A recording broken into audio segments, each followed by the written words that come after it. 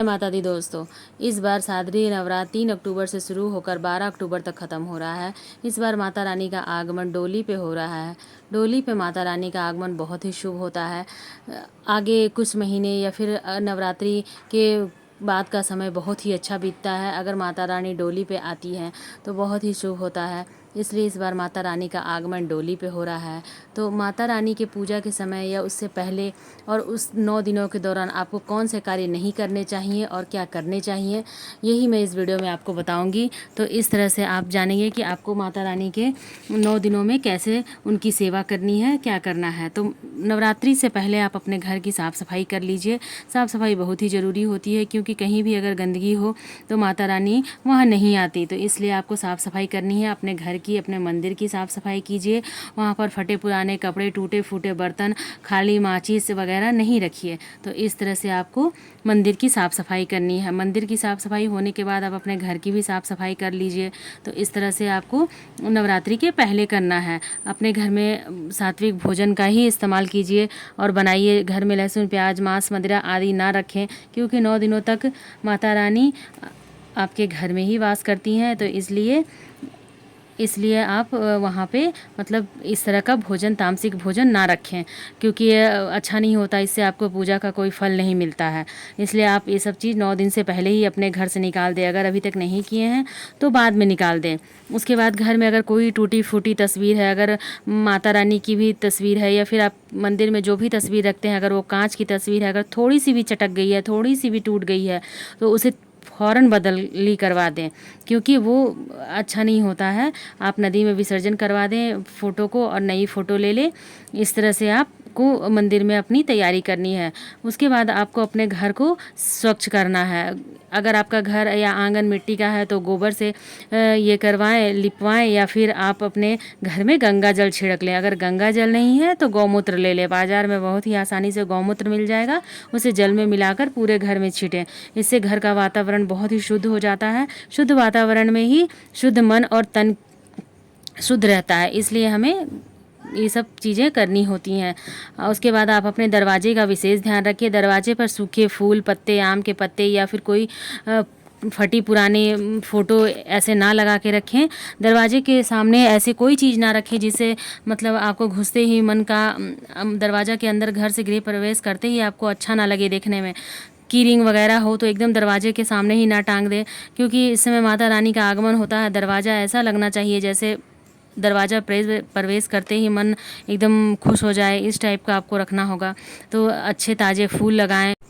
जब आप माता रानी की पूजा करते हैं, उनकी चौकी लगाते हैं, तो चौकी के आगे आप कभी भी लाल कलर का ही कपड़ा बिछाएं। काले या सफ़ेद कलर का कपड़ा ना बिछाएं, ये बहुत ही अशुभ होता है। तो इस तरह से आपको माता रानी की चौकी लगाने पे भी विशेष ध्यान देना होता है। हमेशा काले और सफ़ेद रंग का ही कपड़ा बिछाएं। कोई टूटी हुई मूर्ति का इस्तेमाल ना करें। किसी भी तरह का कोई खंडित वस्तु पूजा में बिल्कुल इस्तेमाल ना करें। नारियल अगर चटका हुआ हो तो भी ना लें। इस तरह से आपको बहुत ही बारीकी से ध्यान रखना होता है। नवरात्रि में माता लक्ष्मी भी क्रोधित हो जाती हैं इन सब चीज़ों से। उसके बाद आपको अपने घर में कोई भी कबाड़ नहीं रखना है। घर के उत्तर दिशा की ओर तो खास कर आपको कभी कोई कबाड़ नहीं रखना है। कोई बंद घड़ी हो उसको भी बदल दें। अगर वो बनी तो ठीक है, नहीं तो उसको चेंज कर दें। तो इस तरह से आपको कोई भी कबाड़ नहीं रखना है। जूते, चप्पल, फटे हुए, फटे पुराने कपड़े जो भी हो, आपको पूजा से पहले सभी चीज़ें बाहर निकाल देनी है। तो इस तरह से आपको नवरात्रि की तैयारी करनी है। उसके बाद आपको धन के स्थान की भी साफ़ सफाई करनी होती है, क्योंकि नवरात्रि में माता वैष्णो देवी की पिंडी में माता लक्ष्मी, सरस्वती और काली तीनों की ही पूजा होती है। तो इस तरह से माता लक्ष्मी का भी आगमन होता है नवरात्रि में। तो आपको अपने धन के स्थान की भी साफ़ सफाई कर लेनी होती है। वहाँ पे भी आप कोई भी एक्स्ट्रा कागज़ वगैरह जो रखते हैं, जैसे तिजोरी में जो भी नहीं हो ढंग के, वो नहीं रखने चाहिए।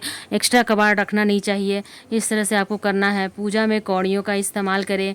जूते, चप्पल आप कहीं ऐसी जगह पे रखें जहां आपको आते जाते बार बार दिखाई ना दे, और जूते चप्पल कम पहने। अगर आप व्रत कर रहे हैं तो आपको जूते, चप्पल, चमड़े की चीज़ें, बेल्ट वगैरह ना रखें।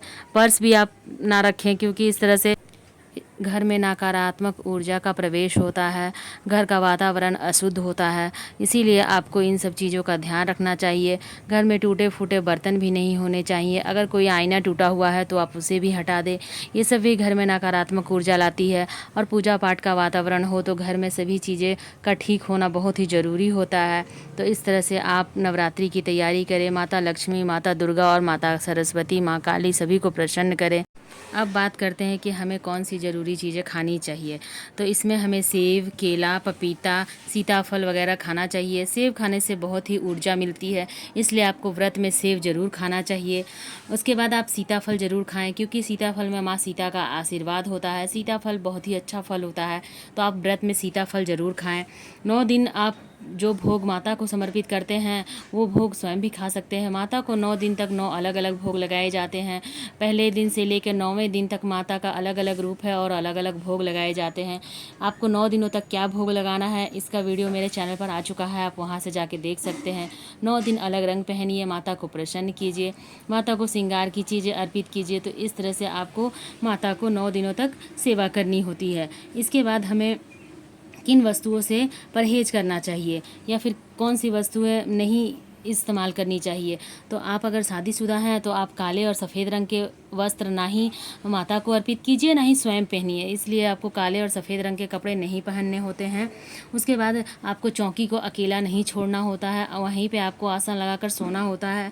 तो चौकी के आगे ही आप आसन लगाकर सोइए और वहीं पे आप अपना समय दीजिए। उसके बाद आप कागज़ रंग जो भी चौकी पे आप कपड़ा बिछाते हैं वो काले और सफ़ेद रंग का कपड़ा मत बिछाइए। कोई भी लाल कलर का या फिर अच्छा कोई कलर हो, जैसे पीला हो, इस तरह का कपड़ा माता रानी की चौकी पर बिछाइए।